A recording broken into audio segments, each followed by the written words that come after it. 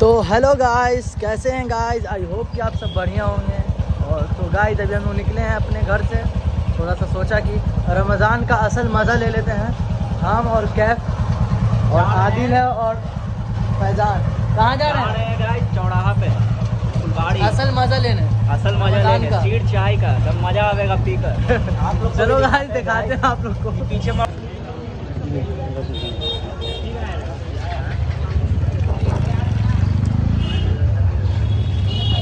तो गाइस हम लोग पहुंच चुके हैं सीड चाय की दुकान के पास। तो देखिए यही है सीड चाय। आदिल पीता हुआ और मैं। कैसा लग रहा है सीड चाय पी करके तुमको? जबरदस्त, बहुत मस्त है। और उन दोनों के पास पैसा नहीं था, इसीलिए वो दोनों चला गया, साइड हो गया। अब फुचका का पार्टी चल रहा है। पूरा आदिल उठा रहा है जल्दी। अरे क्या बात है?